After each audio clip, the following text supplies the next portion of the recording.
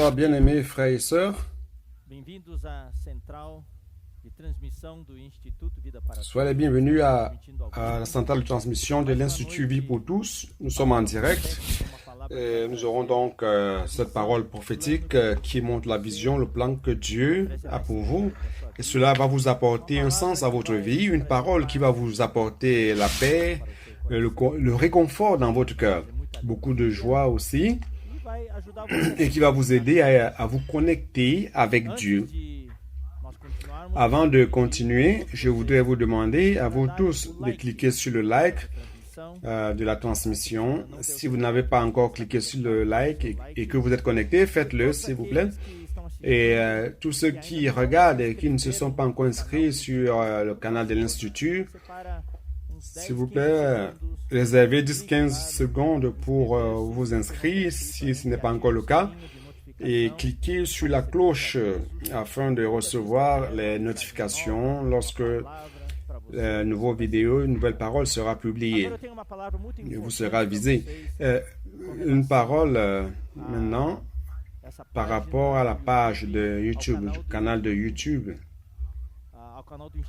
Le canal de l'Institut Vie pour tous sur YouTube. Cette semaine, nous avons enregistré une parole spéciale, une parole d'évangile, dièse évangile virtuel. Donc c'est une parole accessible, simple, et qui a comme thème la foi, l'amour et l'espérance. C'est une parole réellement d'évangélisation pour vos amis, les membres de votre famille, peu importe si la personne est chrétienne ou non. Nous avons enregistré cette parole associée à la campagne 500 000. Donc, ça fait partie de notre campagne de pouvoir avoir les 5 000 inscrits sur le canal de l'Institut Vie pour tous sur YouTube. Et nous espérons que demain, dimanche, de dimanche à lundi, bien mes frères, allons travailler comme des fourmis. Nous allons tous travailler. À partir de demain jusqu'à lundi, nous espérons avoir 20 000 inscrits de plus. Nous avons déjà 80 000 et plus. Et il manque à peu près 20 000.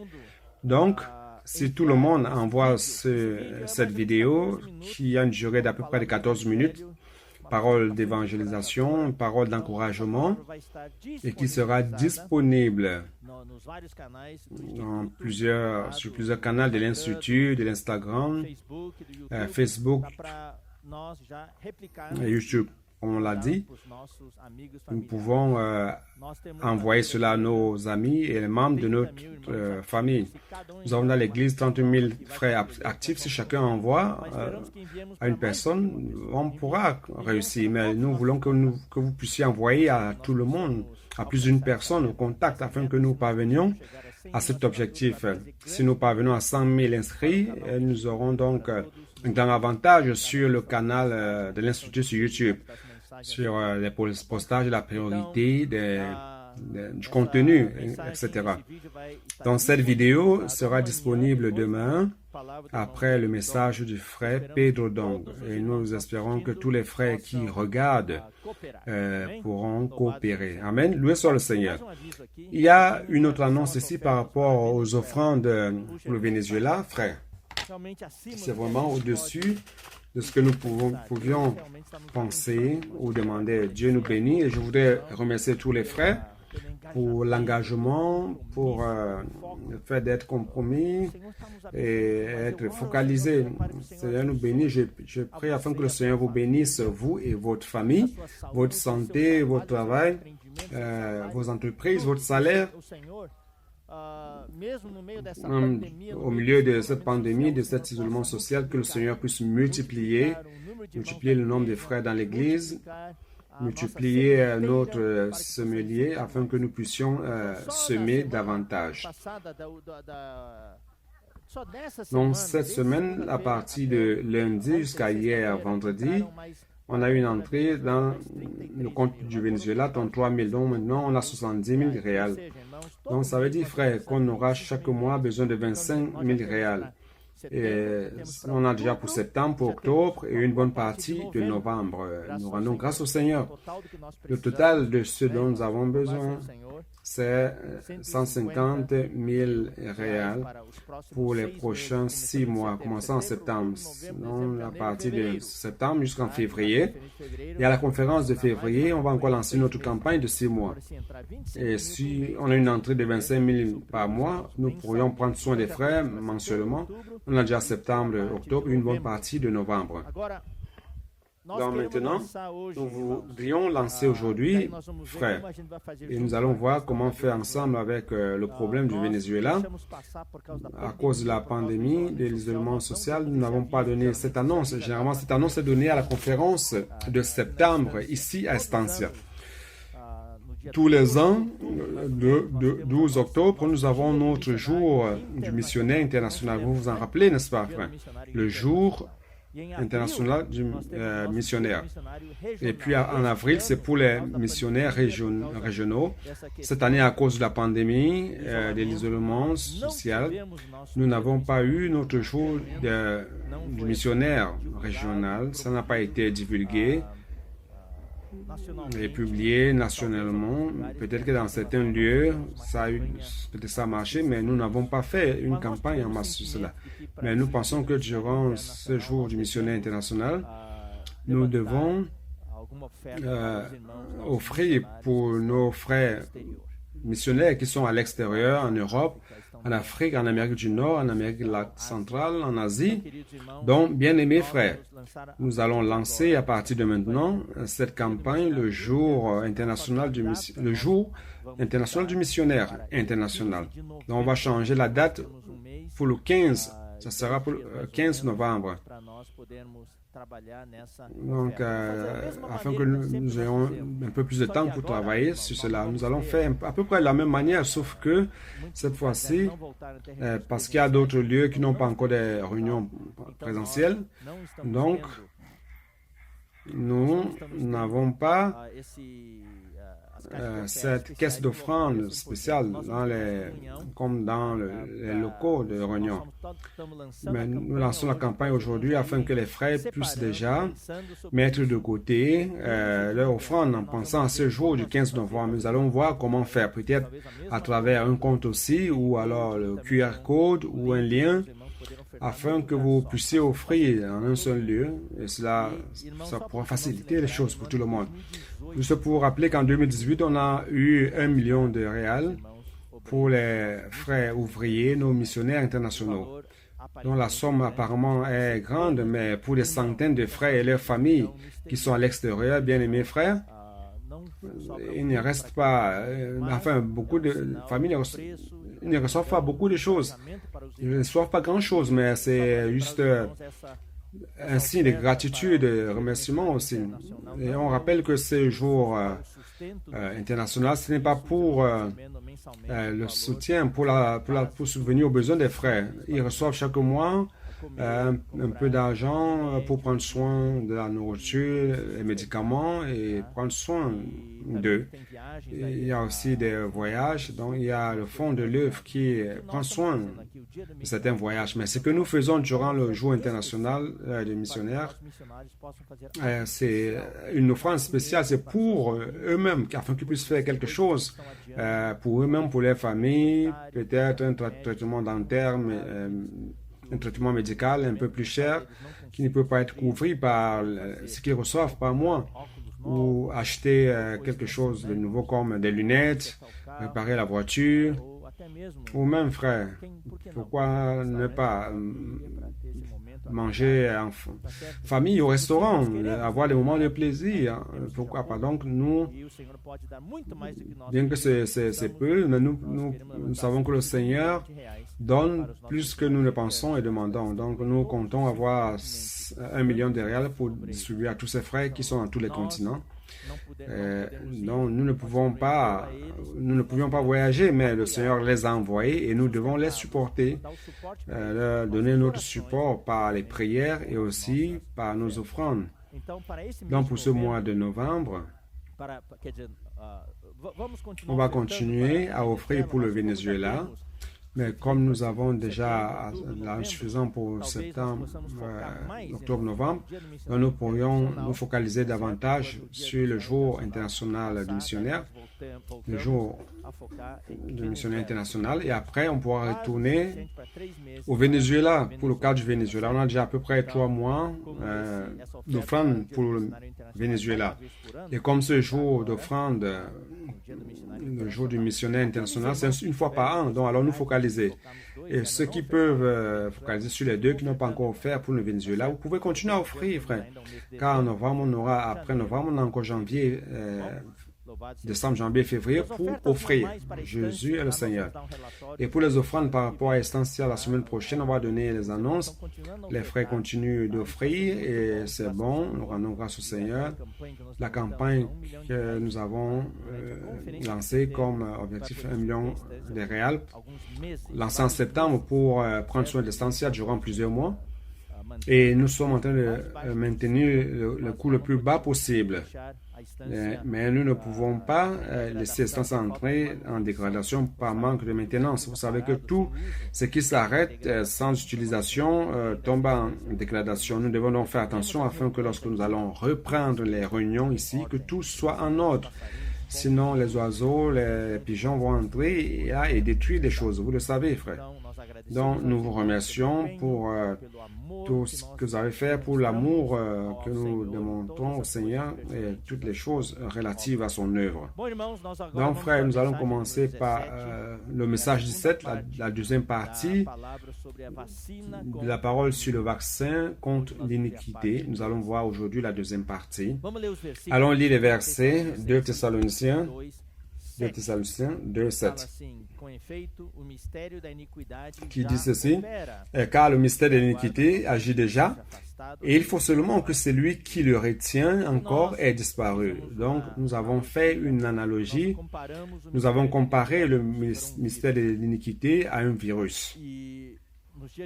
Et aujourd'hui, les jours d'aujourd'hui, nous sommes devenus presque des spécialistes par rapport au coronavirus, comment le virus agit et quelles sont les mesures de précaution, etc. Et le virus agit d'une manière mystérieuse, vous le savez, d'une manière occulte. Derrière les rideaux, personne ne peut voir, mais c'est là, causant des contages, des contaminations se multipliant et se transmettant, etc. Donc, ce mystère de l'iniquité dans 2 Thessaloniciens 2, 7 est lié à l'Antichrist. Donc, dans ce chapitre 2 de la deuxième épître de Thessaloniciens, Paul donne beaucoup de détails sur cet Antichrist qu'il appelle l'homme du péché ou l'impie, le fils de la perdition. Ce sont 3 qualificatifs que l'Antichrist reçoit ici dans la deuxième épître aux Thessaloniciens. Donc nous voyons que ce mystère de l'iniquité opère déjà. Personne ne peut voir. C'est pour cela que c'est un mystère. C'est derrière les rideaux. Donc à un moment donné, il va se manifester comme le furoncle, comme je l'ai dit, comme le pus du furoncle. À un moment, donc, la partie d'en haut s'ouvre et puis le pus sort et montre toute la partie infectée. Donc, la semaine dernière, nous avons dit que le dragon qui représente Satan, le dragon d'Apocalypse 12, est déjà en train de préparer le monde à la venue de la bête. Et cette préparation qu'il fait c'est dans la sphère matérielle et psychologique. Nous, aujourd'hui, dans la vie d'Église, nous sommes en train de nous préparer pour la deuxième venue de Christ, mais le dragon est en train de préparer le monde pour la venue de la bête, l'Antichrist. La semaine dernière, nous sommes entrés dans nous avons utilisé plusieurs détails, disant que nous étions comme envoûtés, comme des morts vivants, des personnes comme anesthésiées. Nous avons lu, et nous allons lire de nouveau Luc 21. Luc chapitre 21. Versets 34, 35, 36. Il dit, prenez garde à vous-même. Faites attention. Renégal, c'est un avertissement de craindre que vos cœurs ne s'appesantissent, pour que votre cœur ne soit pas surchargé par les excès du manger. Donc, la conséquence des orgies, ici, c'est en grec, c'est un peu comme la gueule de bois, vous souffrez les effets le jour d'après, vous êtes intoxiqué. Donc, que vos cœurs ne s'appesantissent pas par les excès du manger, du boire et par les soucis de la vie. Ça remplit le monde aujourd'hui. Et que ce jour ne vienne sur vous à l'improviste. Donc, ça sera comme un piège, car il viendra comme un filet sur tous ceux qui habitent sur la face de la terre, toute la terre. Personne ne va échapper. Veillez donc et priez en tout temps afin que vous ayez la force d'échapper. Nous avons lu l'histoire, on a conté l'histoire la semaine dernière. J'espère que vous avez lu, pour ceux qui ne connaissent pas l'histoire, dans Genèse 9, 19. 19, elle a échappé physiquement, la femme de Lot, elle a échappé, mais son cœur est resté à Sodome. La parole dit que nous devons veiller et prier en tout temps afin que nous puissions échapper à toutes ces choses. Ces choses, il s'agit de la grande tribulation qui va s'arriver. Donc, il ne s'agit pas seulement d'échapper. La femme de Lot a échappé physiquement, mais son cœur est resté à Sodome. Elle ne pouvait pas se tenir debout. Elle est devenue donc une statue de sel. Elle n'a pas persévéré jusqu'à la fin. Au verset 36, être devant le Fils de l'homme, ça veut dire être debout devant le mont Sion dans l'Apocalypse 14 comme le vainqueur. Dans le monde aujourd'hui, bien-aimés frères, enivré, hypnotisé, envoûté, anesthésié, nous avons parlé de la dépendance virtuelle, ce qui hypnotise et qui envoûte plus le monde, principalement la jeune génération. Et je reçois, bien-aimés frères, parfois des messages par WhatsApp, par Facebook. Lorsque nous donnons une parole, avant de donner la parole, nous faisons une recherche parmi les frères. Quelles sont les difficultés qu'ils ont dans les mariages, dans la famille, ainsi de suite. C'est impressionnant, bien-aimés frères, la puissance que Internet a aujourd'hui, les choses informatiques, la technologie moderne a une grande influence sur la vie des frères. Au-delà du temps que nous passons sur Internet, sur les réseaux sociaux, il y a les jeux vidéo. Les jeux vidéo non seulement fascinent, mais ça envoûte, ça hypnotise les jeunes. Mais nous avons aussi des adultes aujourd'hui qui sont esclaves des jeux vidéo. Tout le temps qu'ils ont à la maison, ils sont devant la console, l'écran et ainsi de suite pour jouer aux jeux vidéo. Tout cela, c'est la puissance que l'ennemi exerce aujourd'hui sur l'homme à travers la technologie. Donc, lorsque nous parlons de la dépendance virtuelle, c'est comme s'il s'agissait d'une dépendance chimique.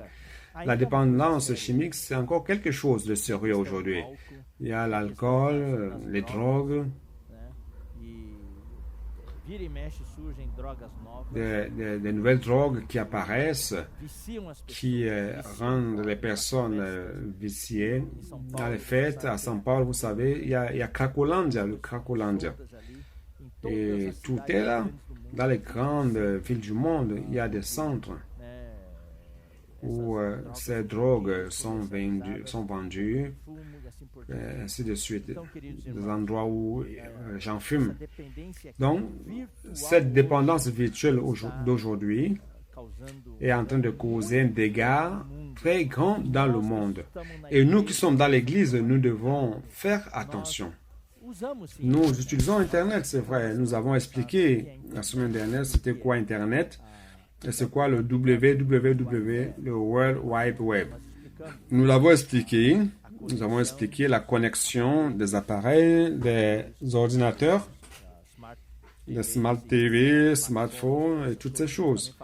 Et nous avons parlé aussi du www, du réseau, de la toile, du navigateur, du contenu, Nous avons accès à travers le web et c'est transmis à travers Internet.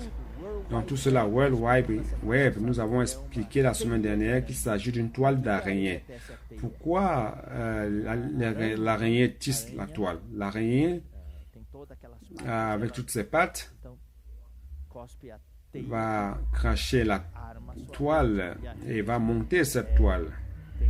Et cette toile a une puissance adhésive très grande. Donc, n'importe quel insecte qui touche cette toile, elle s'accroche. Exactement cela, c'est pour nous attraper, nous faire accrocher et nous ne parvenons plus à nous libérer. Donc aujourd'hui, les réseaux sociaux, donc les réseaux sociaux, en fait, on devait appeler même ça la toile sociale. Donc ce sont des toiles qui servent à nous prendre. Une fois que vous êtes pris dans cette toile, vous ne parvenez plus à vous libérer. Et nous avons expliqué en disant la semaine dernière qu'il y a un documentaire de Netflix qui a été lancé le 9 septembre de cette année, un documentaire long métrage qui analyse le rôle des réseaux sociaux et le dégât qu'ils causent dans la société. Donc, c'est plusieurs sujets problématiques. Il parle de la manière dont les entreprises aujourd'hui agissent pour se disputant l'attention des usagers. Ce sont vous qu'ils veulent. Et les choses, le plus souvent, sont gratuites. Des fois, on dit c'est gratuit. Ce n'est pas le produit qui est gratuit, c'est vous qui êtes gratuit. Donc, c'est vous qui devez attraper. Il y a un modèle de monétisation constant qui fait sur les consommateurs et les informations. À chaque fois que vous entrez, que vous naviguez, toutes les informations sont collectées par ces entreprises pour vous manipuler. Et avec cela, ils vont vous offrir des choses, vous manipuler comme ils veulent. Donc, l'objectif de ce film-là, c'est de montrer comment tout cela fonctionne, comment cette manipulation est réalisée sur les usagers des réseaux sociaux. Et c'est quoi l'objectif? L'objectif est financier. Il s'agit de gagner de l'argent. Le propriétaire de Facebook gagne des milliards et des milliards de dollars, plus de 30 milliards de dollars durant la pandémie. Donc, l'objectif final, c'est de gagner de l'argent au détriment des usagers. Et le film parle de chaque élément, comment les toiles sont projetées, désignées, vous voyez, pour alimenter le vice des usagers. Donc, c'est un vice. C'est une dépendance virtuelle. Et à travers les réseaux, vous pourrez influencer la politique, comme aux États-Unis, il y a les élections. Et nous savons que depuis la dernière élection, c'était connu que les personnes ont utilisé les réseaux sociaux pour manipuler l'élection et influencer les électeurs, et ainsi de suite. Donc, toute cette manipulation cause un impact sur la santé mentale des usagers. Et ce documentaire explique comment cela affecte la santé mentale des adolescents. Et une des conséquences de cette utilisation augmentée de ces réseaux sociaux, c'est l'augmentation des taux de suicide parmi les adolescents. Tout ce que les adolescents reçoivent aujourd'hui, c'est à travers les réseaux sociaux. Et vous savez, ces jeux-là qu'ils font et qui font en sorte que les adolescents essayent beaucoup de choses et beaucoup en sont morts. Beaucoup d'adolescents sont morts dans cette tentative de s'amuser avec certaines choses. Vous savez cela, et parfois nous, les parents, nous ne comprenons pas souvent ces choses et nous laissons nos enfants libres et avec un libre accès à ces choses-là. Bien aimé frère, je me fais du souci par rapport à la pensée de nos jeunes. C'est influencé, affecté, et après pour mettre la parole de Dieu, ça devient, dans cette pensée-là, ça devient difficile, car tout est contaminé. C'est comme cela que l'Antéchrist travaille. L'objectif de l'Antéchrist, bien aimé frère et sœurs, s'il avait 50, 60, 70 ans, vous n'êtes pas l'objectif de l'Antéchrist. C'est vos petits-enfants. Vous qui avez 30, 40, ce n'est même pas vous, c'est vos enfants. Donc nous devons faire très attention. Comment faire? Comment prendre soin de cela? Comment prévenir? C'est difficile, frère. C'est difficile de leur enlever le portable, enlever leur Internet. Frère, donc nous devons les vacciner. Nous avons dit de cela des années, nous devons vacciner nos enfants dès qu'ils naissent, dès le ventre maternel, qu'ils commencent à allaiter, à prendre du lait. Nous devons les vacciner, parler. Vous pouvez vous dire qu'ils ne comprennent rien. C'est vous qui dites qu'ils ne comprennent rien. Les enfants comprennent. Vous dites qu'ils ne comprennent rien. D'ici peu, à 2 ans, 3 ans, leur doigt miraculeux. Le frère Pedro Dong a même dit, l'écran c'est le touchscreen. Son doigt fait des miracles sur le iPad, sur les tablettes. Cet enfant qui ne comprend rien, le bébé qui ne comprend rien, il comprend. Quand il regarde cet écran d'Internet, d'ici peu, son doigt commence à fonctionner. Nous devons vacciner, comme la mère de Moïse a vacciné Moïse avant de remettre Moïse à la fille de Pharaon.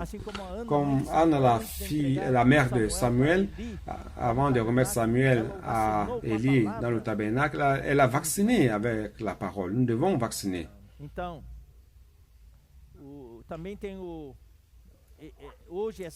Aujourd'hui, les réseaux sociaux ont des campagnes grandes et très fortes dans la dissémination de la théorie de la conspiration. Je vais vous dire une chose, frère, je suis triste de voir cela. On a un grand nombre de frères qui sont affectés par la théorie de la conspiration. Ils croient à la théorie de la conspiration. Aujourd'hui, les réseaux sociaux, et je ne sais pas pourquoi, il y a des campagnes qui sont lancées pour monter des personnes qui étaient planistes. Et on a des frères dans la vie d'église qui sont des terraplanistes, qui croient que la terre est plane et ils font la promotion de la suprématie blanche. Et ces personnes qui sont même dans les réseaux sociaux, les académiques, les universitaires. Donc le monde est sous ce péril-là. Donc bien aimés frères.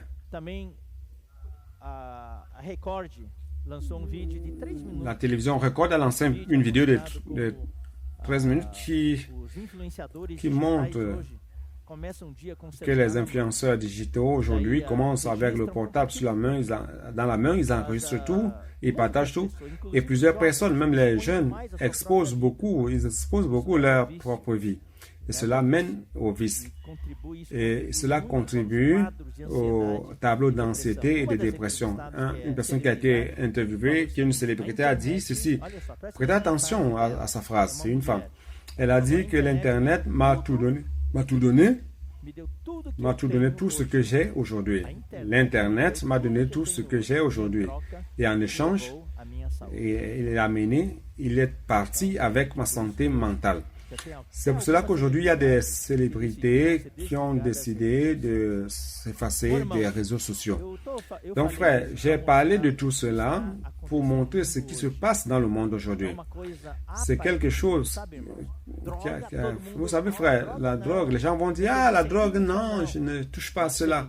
Mais le portable, oui, c'est une bonne chose. L'ordinateur, ah, c'est une bonne chose. Vous voyez, l'ennemi est subtil. Il ne parvient pas à nous prendre de l'autre côté, il nous prend d'un autre côté. La drogue, la dépendance chimique cause des problèmes, de dommages dans le corps et dans la pensée d'une manière chimique. À l'intérieur, ça détruit la pensée à cause des éléments chimiques de la drogue.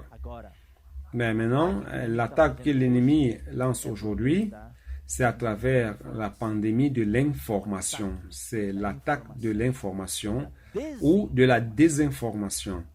C'est par Internet, par les réseaux sociaux. Donc, à chaque heure, c'est un bombardement continuel, bombardement d'informations. Et ce problème de commentaires, de lire les commentaires, c'est pour cela que certains réseaux sociaux ont éliminé, Instagram par exemple a déjà éliminé les j'aime, les likes, car c'était devenu une sorte de maladie. Les jeunes postent et ils veulent voir combien de likes ils ont reçus. Cela est devenu une pandémie, une maladie. Et lorsqu'ils reçoivent peu de likes, ils disent, ah, pourquoi tu as reçu 30 000 likes et moi je n'en ai reçu que 2? Et ils entrent en dépression. Dans cela, son auto-estime est affectée, ainsi de suite. Donc, c'est très subtil, c'est très subtil. Donc, frère, on va voir certains éléments sur l'immunisation. Je vais dire quelque chose, frère. L'immunisation, c'est pas à travers les miracles, c'est pas à travers les campagnes de guérison. L'immunisation, ce n'est pas à travers l'évangile de la prospérité. Frère, l'immunisation a une seule manière. C'est par la parole de Dieu. C'est pour cela que nous choisissons la simplicité. S'il faut nous comparer à tous les groupes chrétiens, nous sommes peut-être les plus simples. Nous n'avons pas de show, nous n'avons pas ces grandes choses. Tout ce que nous voulons, c'est d'avoir la parole de Dieu. Nous valorisons la parole de Dieu. Donc, on va lire certains versets, frères. Premièrement, on va parler du déclin causé par l'iniquité durant l'ère présente. On va parler de cette iniquité qui se propage, de l'opération du mystère de l'iniquité, de la contamination du monde d'aujourd'hui à travers ce virus. On va donc lire. Et si vous n'êtes pas bon dans l'ouverture de la Bible, ce n'est pas important. De toute façon, les frères vous affichent tout. À un moment, vous serez tellement habitués avec les frères de l'Institut, cette équipe fabuleuse qui nous sert durant toutes les réunions, en vous projetant même les versets. Et même parfois, nous n'avons même pas parlé du verset, et c'est déjà projeté. On a déjà vu ça. Vous serez tellement habitués à cela. J'espère que vous n'allez pas oublier l'utilisation de la Bible. Nous devons savoir utiliser la Bible. Matthieu 24, 12 dit ceci. Et parce que l'iniquité sera accrue, la charité ou l'amour du plus grand nombre se refroidira. Par le fait que l'iniquité sera accrue, il y aura un symptôme. L'amour va se refroidir. Alors je vous demande, bien aimés frères, vérifiez par vous-même si vous avez ce symptôme. Est-ce que votre amour par rapport à Dieu est-il en train de se refroidir? Votre amour par rapport à l'Église est-il en train de se refroidir? Je ne parle pas d'avant la pandémie, je parle de maintenant. La pandémie s'est déjà passée. Nous avons déjà près de 6 mois d'isolement social, 6 mois et demi déjà.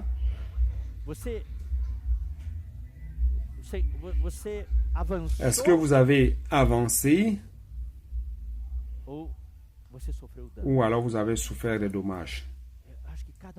Chacun doit chercher à voir cela. J'espère que tous ont avancé, mais si vous avez connu des dommages, si vous avez connu un préjudice, ne vous condamnez pas. Il est temps de retourner vers le Seigneur. Nous devons nous adapter à la nouvelle réalité. La réalité d'aujourd'hui, c'est comme cela. Si nous voulons être des vainqueurs, on ne va plus jamais retourner, sachez-le, autant comme de par le passé. Maintenant, c'est une nouvelle réalité, la nouvelle normalité. Donc, nous devons nous adapter, bien aimés frères, et persévérer et continuer la course. S'il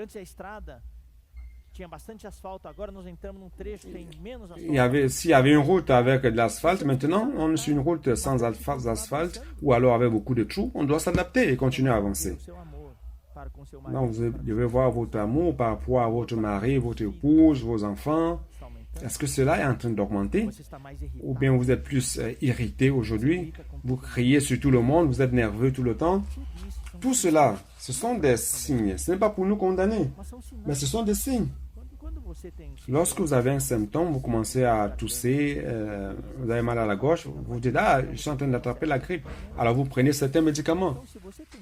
Donc si vous avez certains symptômes, c'est un signe qui se manifeste dans votre âme, votre partie psychologique, ce sont des symptômes de ce que vous êtes en train d'être affecté par la maladie. Nous devons donc faire tout pour être connecté à Dieu et par l'Esprit. Allons lire 1 Timothée 4.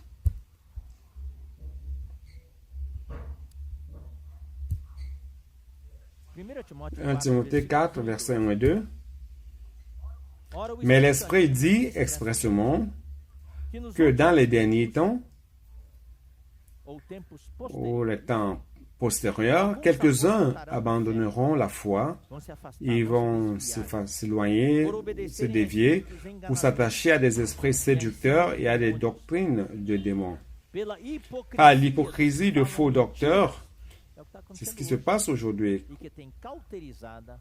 portant la marque de la flétrissure dans leur propre conscience. Bien-aimés frères, il y a ce mot que je voulais faire ressortir. C'est un mot clé dans cette attaque de l'ennemi, dans cette contamination à travers le virus de l'iniquité. Un des objectifs, c'est votre pensée. Et ce qui est parallèle à cela, c'est votre conscience. Lorsque votre pensée est affectée, votre émotion est affectée, vous êtes déséquilibré. Et lorsque vous devenez une personne déséquilibrée mentalement, émotionnellement, alors vous devenez vulnérable. Maintenant, ce que l'ennemi veut aussi attaquer, c'est votre conscience. Au moment où vous avez une bonne conscience, vous avez la garde, une bonne garde, vous parvenez à vous protéger. Mais lorsque la conscience ici, comme il est dit, flétrissure, une conscience flétrie, insensible. Donc, par exemple, lorsque vous avez le feu, on vous marque du feu. Après, il y aura une cicatrice grosse. Et lorsque vous mettez même une aiguille dessus, une aiguille à ce niveau-là, vous piquez, vous ne ressentirez plus rien. Insensible. Ce sont les symptômes que j'ai liés. Donc, le déclin, l'iniquité existait dans le monde général. Vous savez, viendra les temps difficiles, les temps que nous vivons aujourd'hui.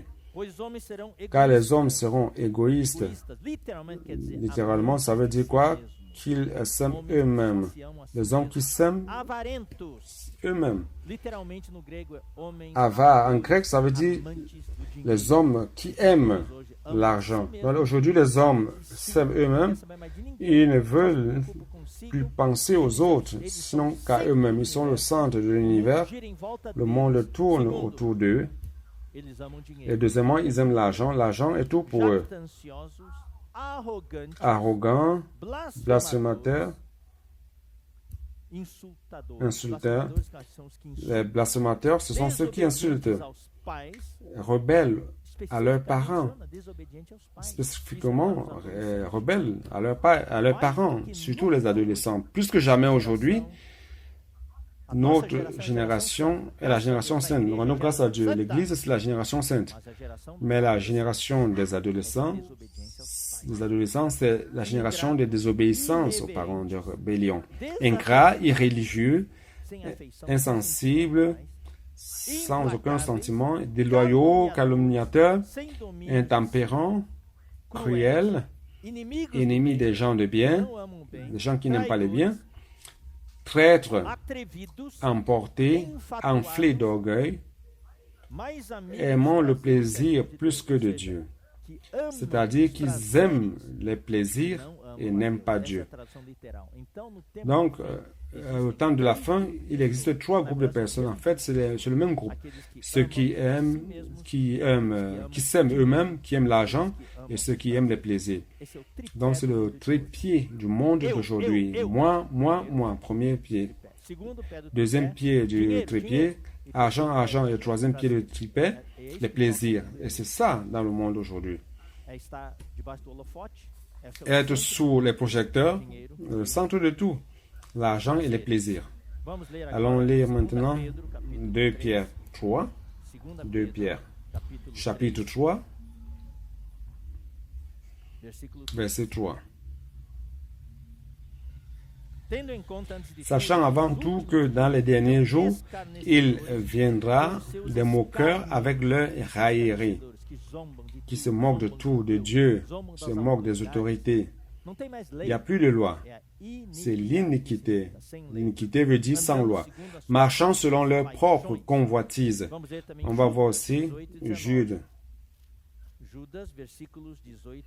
versets 18 et 19. Il vous disait qu'au dernier temps, il y aurait des moqueurs, marchant selon leur convoitise impie. Ce sont ceux qui provoquent des divisions, hommes sensuels, n'ayant pas l'esprit. C'est intéressant ici. Ils provoquent des divisions. Divisions dans l'Église, divisions politiques, divisions dans la société. Sensuel. Ici, le mot grec, c'est animique. de l'âme, qui provient de l'âme. C'est l'âme qui provient, c'est l'âme qui domine. Ici, c'est animal. Une pensée égocentrique, une émotion qui tout simplement a des plaisirs, prend des plaisirs sur des choses mondaines et qui n'a pas d'esprit.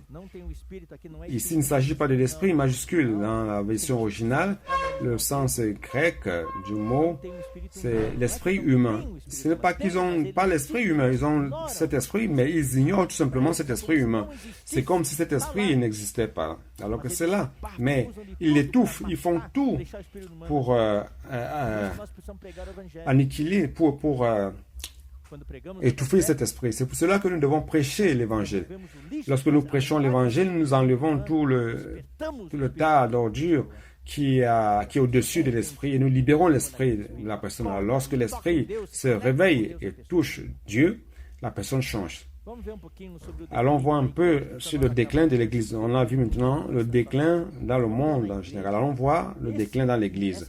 Cette iniquité, malheureusement, frère, entre aussi dans l'Église. Et si nous ne prêtons pas attention, cela contamine l'Église. Et nous allons lire dans les épîtres, tant les épîtres que le Paul aux Corinthiens, comme aux Galates, aux Éphésiens, nous allons voir que ce sont des églises dans des lieux différents, mais qui sont contaminées par cette iniquité. On va juste lire 1 Corinthiens 6.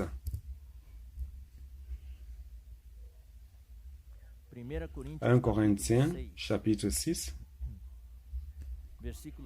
versets 9 à 11. Ne savez-vous pas que les injustes n'hériteront point le royaume de Dieu? Ne vous y trompez pas. Il parle aux frères, il ne parle pas aux personnes du monde. Ici, tout ce contexte, c'est pour les frères. Donc, il parle aux injustes qui sont dans l'Église. Ne vous y trompez pas, ni les impudiques, ni les idolâtres, ni les adultères, ni les efféminés, ni les infâmes. Littéralement, efféminé, c'est homosexuel.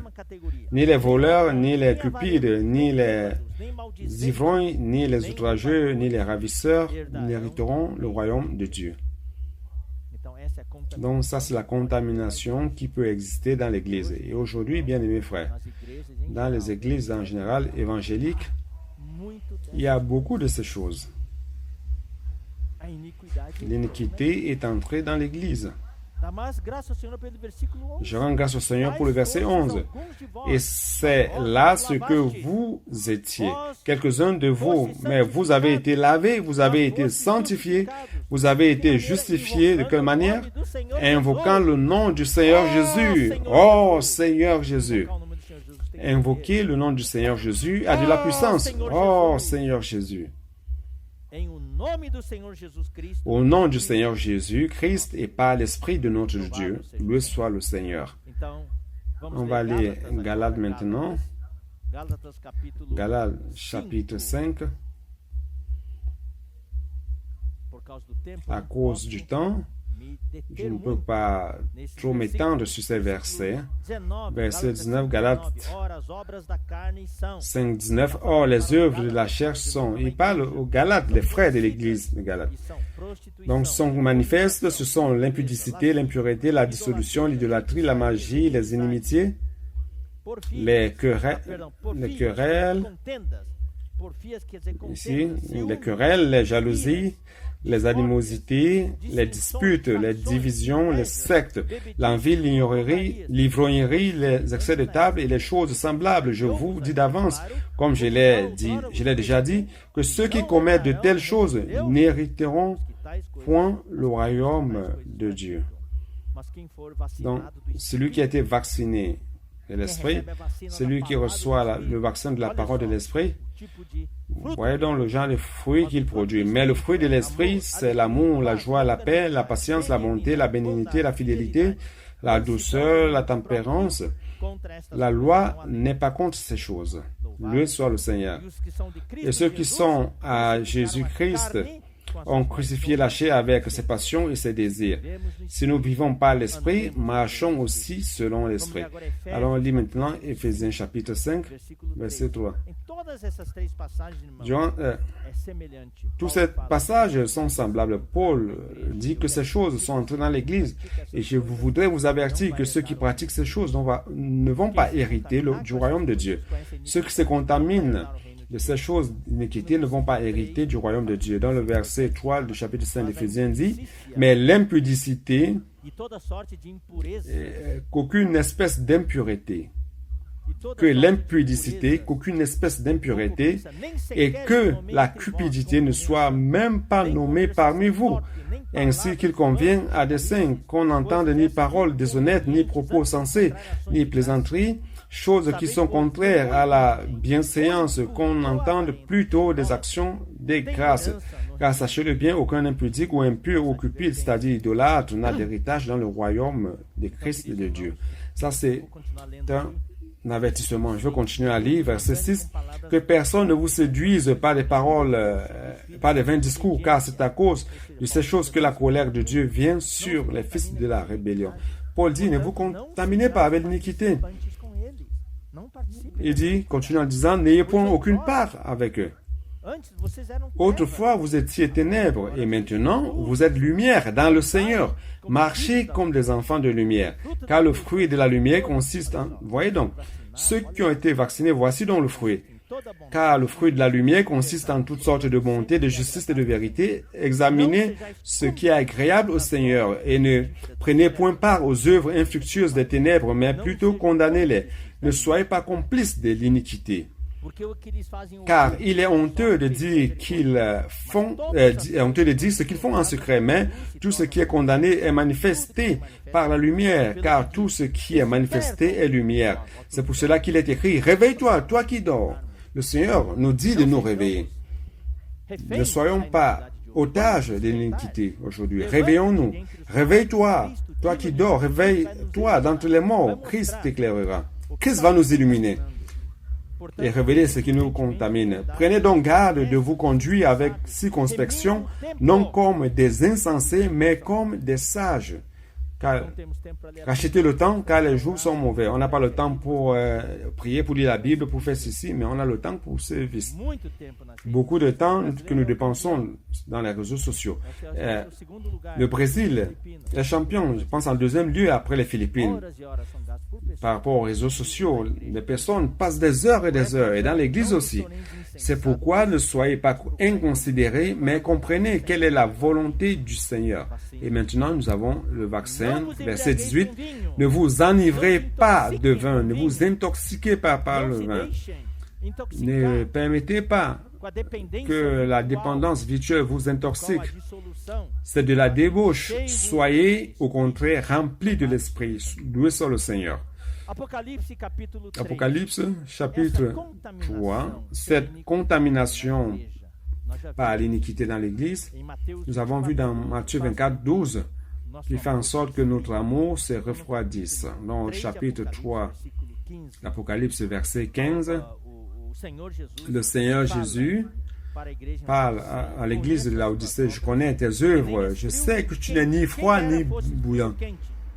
Puisses-tu être froid ou bouillant, ainsi parce que tu es tiède et que tu n'es ni froid ni bouillant, je te vomirai de ma bouche. Vous savez que le virus se propage dans une ambiance un peu tiède. Mais lorsqu'il y a le feu, dans une manière de terminer avec le virus, c'est le feu. Donc la tiédeur promeut la multiplication du virus, spécialement les bactéries. C'est multiplié dans l'incubateur, à une température adéquate. C'est multiplié, mais pour détruire le virus, lorsqu'il y avait les pandémies lorsqu'il y avait des pandémies du par le passé, on brûlait les vêtements pour mettre fin au virus. On brûlait tout. Donc nous devons brûler dans le Seigneur. C'est pour cela que Paul dit à Timothée, en 2 Timothée, allons lire 2 Timothée. Allons lire 2 Timothée, chapitre 1, verset 6. C'est pourquoi je t'exhorte à ranimer le don de Dieu que tu as reçu par l'imposition de mes mains. Paul disait à Timothée, le feu qui est en toi est en train de s'éteindre. Il est temps de raviver la flamme. Ici, le mot réanimer, ça veut dire réanimer le don en grec, dans la version grecque. Ranimer le feu. Raviver le feu. Lorsque vous faites un barbecue, le feu commence à baisser, vous éventez et le feu monte de nouveau. Donc, il dit, tu dois réanimer le feu du don de Dieu. Maintenir vivant. La nouvelle version internationale dit, c'est très bien pour ce verset, il dit que c'est pourquoi je t'exhorte de maintenir vivante la flamme de Dieu qui est en toi, que tu as reçue par l'imposition de mes mains. Bien, mes frères, regardez votre flamme, est-ce qu'elle est en train de s'éteindre? Si elle est en train de s'éteindre, vous devez la raviver avant qu'elle ne meure. Lorsqu'elle s'éteint complètement, alors les choses deviendront difficiles. Le mot grec ici utilisé, c'est anazoporeo. Anazoporel. Ana, c'est en haut. Ça veut dire en haut. Et zos, c'est vivant, la vie. Zoé, vie, vivant. Et pour, c'est le feu. Donc, anazopore veut dire réaviver le feu vers le haut. C'est-à-dire raviver, réanimer le feu, la flamme. Loué soit le Seigneur. Troisième élément, aujourd'hui, Dieu appelle des vainqueurs du milieu du déclin. Donc, il est important de savoir que cette attaque de l'ennemi, frère, nous sommes en train de voir ici ce que le virus fait. Ce virus cause le déclin dans le monde entier. Le monde entier est infecté par ce virus et souffre des symptômes. Nous voyons aussi le déclin dans l'Église, ces choses qui se passent dans l'Église. Nous avons vu aussi l'action de ce virus dans l'Église. Maintenant, ce virus attaque la pensée, la conscience. Le virus a comme objectif aujourd'hui notre pensée, notre conscience. On va lire certains versets, Éphésiens chapitre 2. Éphésiens chapitre 2, versets 2 et 3. Dans lesquels vous marchiez autrefois selon le train de ce monde, selon le prince de la puissance de l'air, de l'esprit qui agit maintenant dans les fils de la rébellion. Donc cet esprit agit dans les enfants de la désobéissance, les fils de la rébellion. C'est qui? C'est Satan. Il existe un cours de ce monde. Il existe la puissance, un prince de la puissance de l'air. Verset 3. Nous tous, nous étions dans leur nombre. Nous faisions quoi? Et nous vivions autrefois selon les convoitises de notre chair, accomplissant les volontés de la chair et de nos pensées. Voilà, vous voyez? Donc, l'objectif, c'est nos pensées. Et nous étions par nature des enfants de colère comme les autres. On va lire maintenant 2 Corinthiens. Je ne veux pas beaucoup expliquer chaque verset. Je voudrais juste les lire pour montrer que le but de l'ennemi, c'est d'atteindre notre pensée, notre conscience. 2 Corinthiens 11, 3.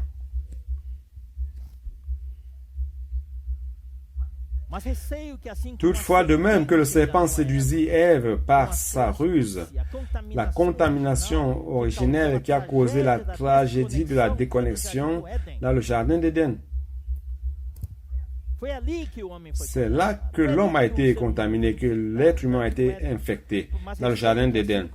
Toutefois, de même que le serpent séduisit Ève par sa ruse, je crains que vos pensées ne se corrompent. Vous voyez, ce que l'ennemi veut faire, il veut répéter la stratégie. Il veut corrompre notre pensée. Une fois que notre pensée est corrompue, nous sommes inutiles à Dieu. Et il se détourne de la simplicité à l'égard de Christ. Allons lire le chapitre 10, 2 Corinthiens, chapitre 10, versets 4 et 5. Car les armes avec lesquelles nous combattons ne sont pas charnelles, mais elles sont puissantes par la vertu de Dieu pour renverser des forteresses. Nous renversons les sophismes, les raisonnements. C'est dans la pensée. Ce sont les arguments en faveur des arguments contre, et toute hauteur qui s'élève contre la connaissance de Dieu Ou dans la pensée. Et nous amenons toute pensée captive à l'obéissance de Christ. Donc le vaccin du Seigneur, le vaccin de la parole, va nous donner la force et la puissance pour ramener notre pensée captive à l'obéissance de Christ. 2 Thessaloniciens 2, 4.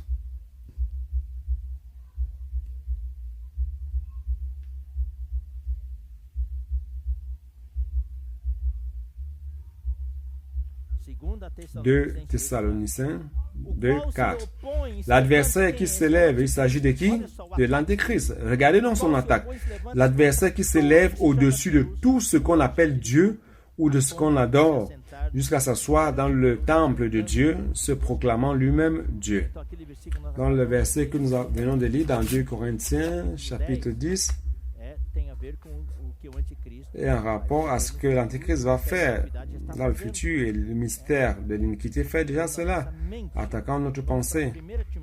Allons à 1 Timothée 1,19. 1 Timothée 1,19. En gardant la foi et une bonne conscience. Donc, ici, il parle de la conscience. La foi a besoin d'une bonne conscience. Ce petit camion de la foi qui apporte la foi objective. Ce petit camion qui apporte la parole à notre fait subjective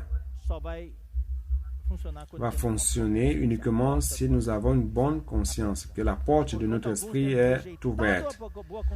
Quelques-uns l'ont perdu. Cette conscience, quelques-uns l'ont perdu. Il parle des frères. Et ils ont fait naufrage par rapport à la foi. C'est l'attaque de l'ennemi. 1 Timothée 3, 9. Conservant le mystère de la foi dans une conscience pure. Si notre foi n'est pas pure, c'est comme s'il y avait un trou, tout sort.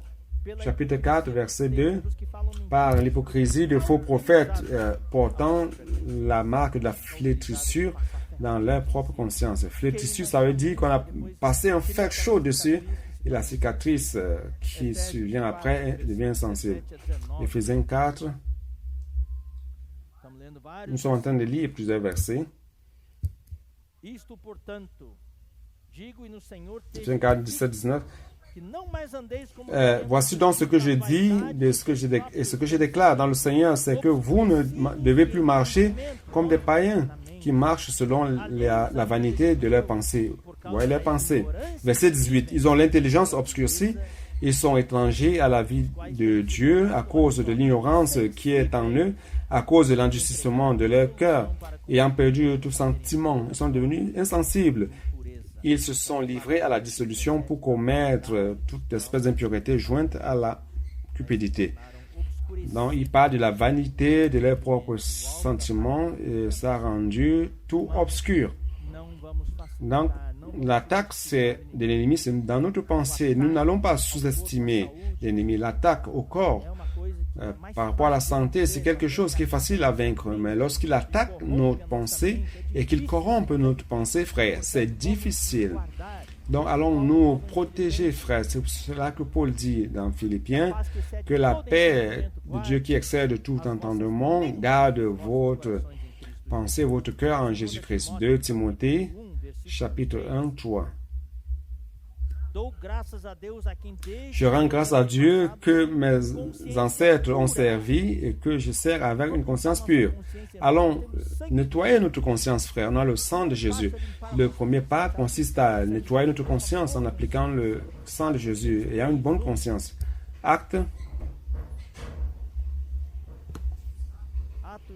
23, 1.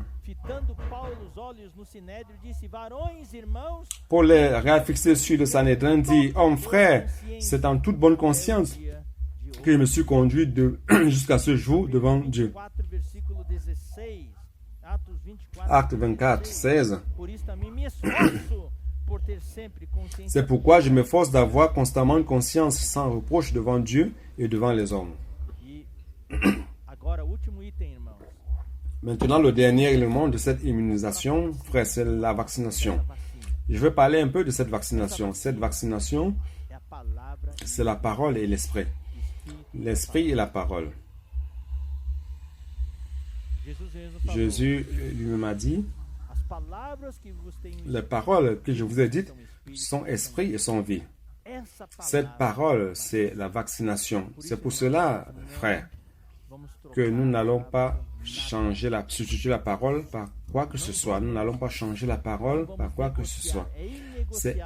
On ne peut pas négocier cela. Nous devons nous attacher à la parole fondamentale et la parole prophétique.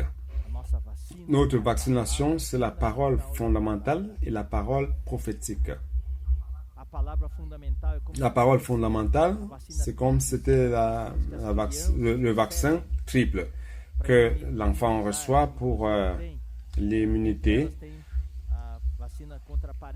Parmi ces vaccins, il y a contre la poliomyélite. Tous ces vaccins que les enfants reçoivent avec les renforts, 3 doses, 2 doses, et après, ils sont immunisés pour toute la vie. Donc, c'est la parole fondamentale. Et la parole prophétique, c'est le vaccin contre les virus qui agissent aujourd'hui, contre la pandémie. C'est la parole actuelle pour la situation actuelle. Allons lire, bien-aimés frères, 2 Timothée 3.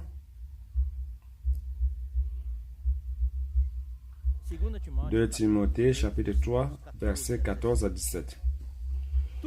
Toi, demeure dans les choses que tu as apprises et reconnues, certaines, sachant de qui tu les as apprises. Dès ton enfance, tu connais les saintes lettres. Timothée a été immunisé, il a été vacciné quand il était enfant. Parents, vous devez vacciner vos enfants à la maison maintenant. Peu importe son âge, vous devez commencer maintenant. Celui qui n'a pas vacciné doit le faire. Sinon, bien devant, je vais vous dire quelque chose. La douleur sera très grande. Lorsque l'iniquité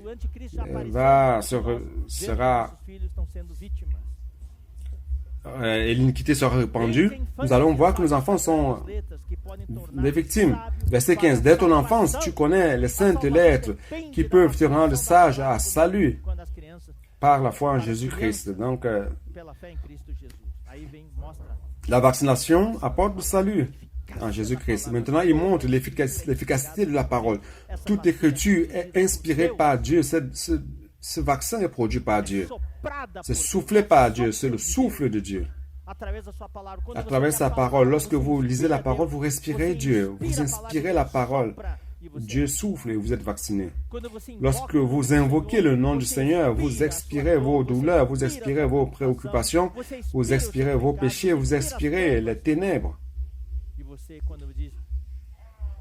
lorsque vous dites, oh, Seigneur Jésus, vous inspirez l'Esprit divin, vous inspirez Jésus, vous inspirez son nom, vous inspirez la parole.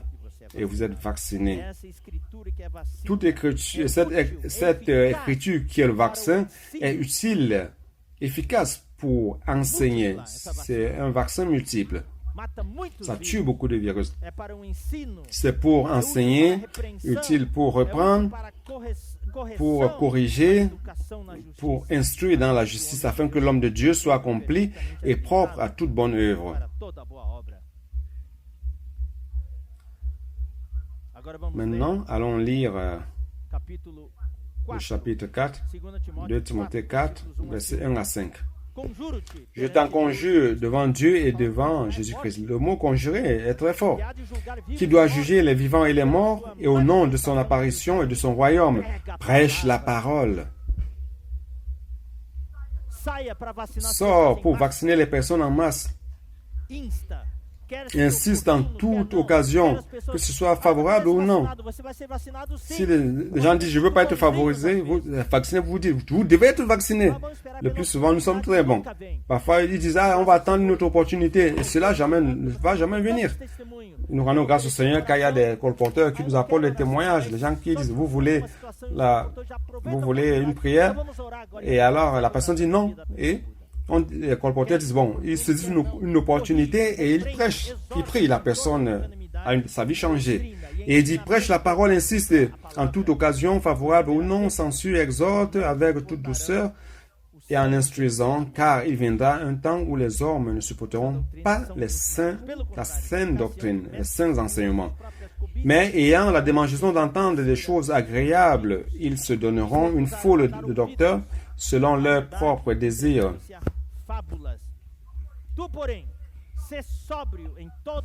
Détourne l'oreille de la vérité et se tourneront vers les fables. Mais toi, sois sobre en toutes choses, supporte les souffrances, fais l'œuvre d'un évangéliste, remplis bien ton ministère.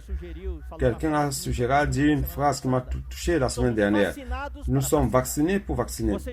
Vous avez été immunisés, sortez pour immuniser les autres personnes. Accomplis bien ton ministère, remplis bien ton ministère.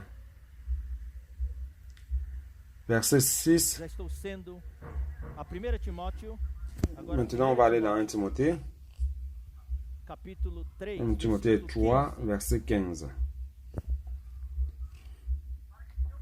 Mais afin que tu saches, si je tarde, comment il faut se conduire dans la maison de Dieu, qui est l'église du Dieu vivant. C'est quoi l'église? C'est la maison de Dieu. C'est l'église du Dieu vivant. Vous voyez, dans la colonne et l'appui de la vérité. Donc, le mot est je rends grâce au Seigneur. Ce que nous expérimentons aujourd'hui dans l'église, c'est une église qui est la colonne et l'appui de la vérité. Devant le Seigneur, avec humilité, nous voulions dire que cela est en train de devenir une référence. Ce n'est pas que nous méritions cela, mais c'est Dieu qui a bien voulu utiliser l'Église aujourd'hui comme colonne et appui de la vérité. Lorsque les gens veulent savoir où se trouve la vérité, où se trouve la parole prophétique, les personnes viennent dans l'Église.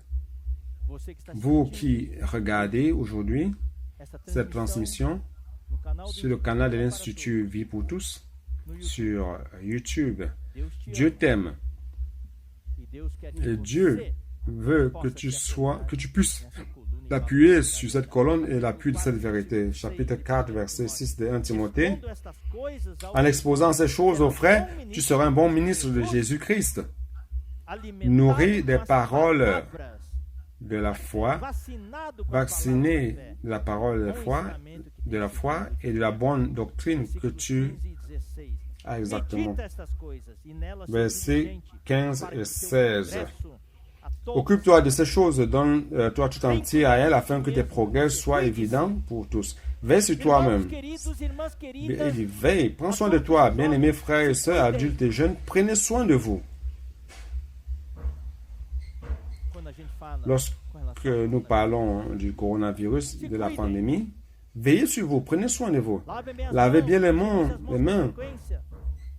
Désinfectez les mains avec fréquence, utilisez les masques, évitez les agglomérations, maintenez la distance sociale. Maintenant, spirituellement aussi, prenez soin de vous. Comment? Prendre soin comment? Ici, il dit, donne-toi tout entier. Il dit ici, et sur ton enseignement, l'enseignement, vous prenez la parole, vous êtes vacciné, tous les jours vous invoquez le nom du Seigneur, vous recevez le renfort de la vaccination. Persévère dans ces choses. Faites cela. Car en agissant ainsi, bien mes frères, regardez donc, tu te sauveras toi-même et tu sauveras ceux qui t'écoutent. Dieu nous a tout donné dans l'Église, cette mission de nous sauver nous-mêmes et de sauver tous ceux qui nous écoutent. Bien-aimés, chers auditeurs, Dieu veut te sauver. Bien-aimés frères, sauvez-vous vous-même. Ce n'est pas le salut initial. Ça, il s'agit du salut qui va nous amener à régner avec le Seigneur. Si nous prenons soin de nous-mêmes et de la parole, nous allons nous sauver nous-mêmes et sauver aussi tous ceux qui nous écoutent. Loué soit le Seigneur. Colossiens 3,16.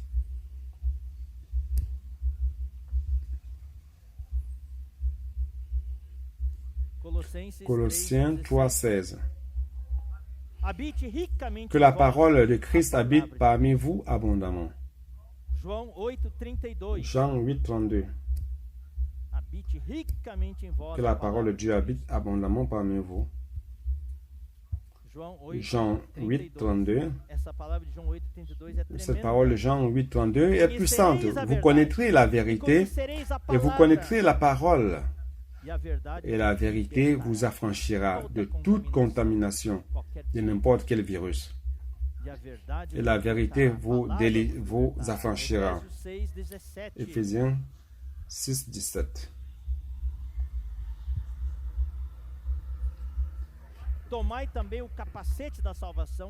Prenez aussi le casque du salut et l'épée de l'esprit, qui est la parole de Dieu. Ce qui va tuer le virus, c'est l'épée de l'esprit, qui est la parole de Dieu.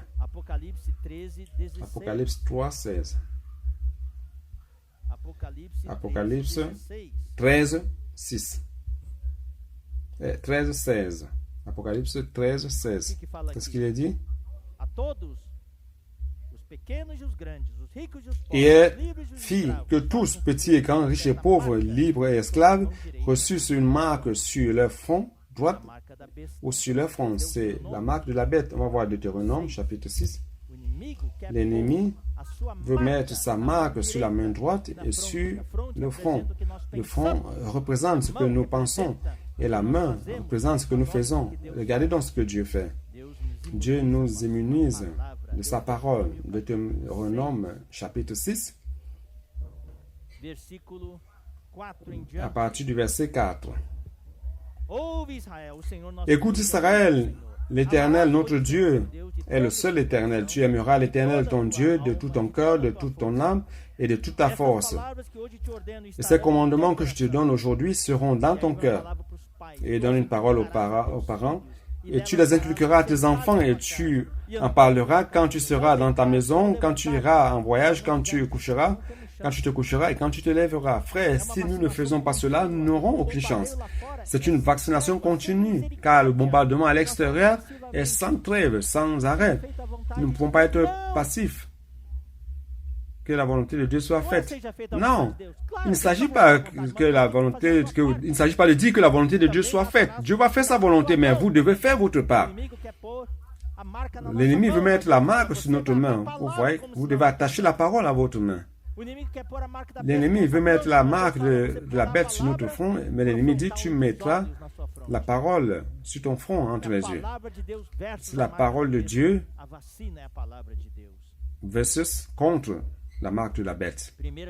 La parole, c'est le vaccin de Dieu. 1 Timothée 3.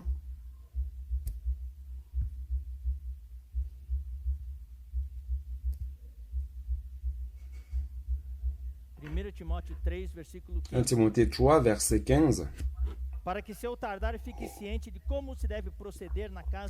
Mais afin que tu saches, si je tarde, comment il faut que tu te conduises.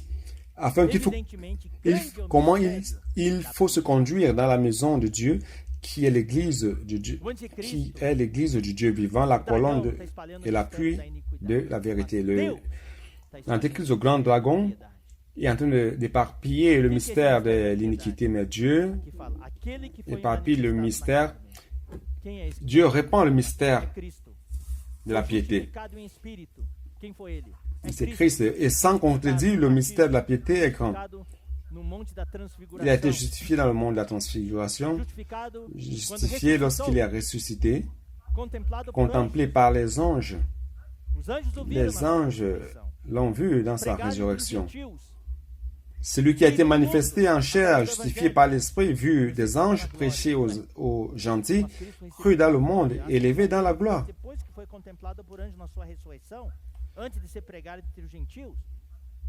Donc, est-ce que Christ a été reçu avant? Mais Paul a écrit ici d'une manière exprès. Ici, il parle de Christ. Dans le monde, c'était Christ, mais juste après, il dit reçu dans la gloire. Il parle de l'Église maintenant. L'Église aujourd'hui, avec Christ. Christ était le mystère de la piété, l'incarnation de Christ. Dieu manifesté dans la chair. Mais aujourd'hui, le mystère de la piété, c'est l'Église. L'Église sera reçue dans la gloire, dans l'enlèvement. Et l'Église, aujourd'hui, c'est Dieu manifesté dans la chair. Christ n'est plus sur la terre, Christ est dans les cieux. Christ vit en nous. Si aujourd'hui quelqu'un veut voir Dieu manifesté dans la chair, il doit être dans l'Église. C'est ça le mystère de la piété. C'est le résultat du vaccin. Loué soit le Seigneur. Apocalypse 1:4.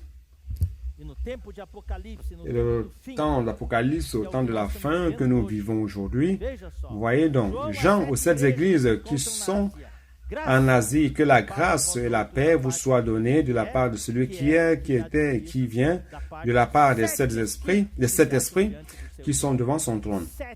7 esprits. Ici, il ne s'agit pas seulement de l'esprit, mais il s'agit de 7 esprits. 1, 2, 3, 4, 5, 6, 7. Non, il ne s'agit pas de cela. C'est un esprit 7 fois intensifié. Ce vaccin a été intensifié parce que le virus est devenu plus fort. Et ce vaccin aussi a été intensifié. Maintenant, chapitre 4, verset 5 de l'Apocalypse. Du trône sortent des éclairs, des voix et des tonnerres. Devant le trône brûlent 7 lampes ardentes. Bien-aimés frères, il s'agit de 7 lampes qui brûlent. Cette lampe, c'est quoi ces 7 lampes ardentes? Ce sont les 7 esprits de Dieu. Chapitre 5, verset 6. Je vis au milieu du trône et des 4 vivants, et au milieu des vieillards, un agneau qui était là comme immolé. Il avait 7 cornes et 7 yeux qui sont les 7 esprits de Dieu envoyés par toute la terre. Chapitre 4, 5 dit que les 7 lampes ardentes qui sont devant le trône de Dieu sont les 7 esprits de Dieu. Ici au chapitre 5, verset 6, dit que l'agneau avait 7 yeux, et ces 7 yeux sont les 7 esprits de Dieu. C'est-à-dire que les 7 esprits de Dieu, d'un côté, c'est la lampe ardente, et de l'autre côté, ce sont les 7 yeux de l'agneau. Et nous savons que cet agneau avait des yeux comme des lampes de feu dans le chapitre 1. Donc, bien aimés frères, lorsque vous allez devant le Seigneur, lorsque vous contemplez le Seigneur vous regarde avec ses 7 yeux. Et ces 7 yeux, ce sont des 7 lampes ardentes. Chaque matin, lorsque vous allez voir le Seigneur, il vous vaccine de sa vie, et vous vaccine de sa parole, et 7 doses est 7 fois plus forte. Il s'agit de 7 yeux qui sont les 7 lampes de feu, 7 lampes ardentes. Le premier aspect, ça va vous illuminer pour vous montrer où vous avez été contaminé. Et vous invoquez son nom, vous vous repentez, vous demandez pardon.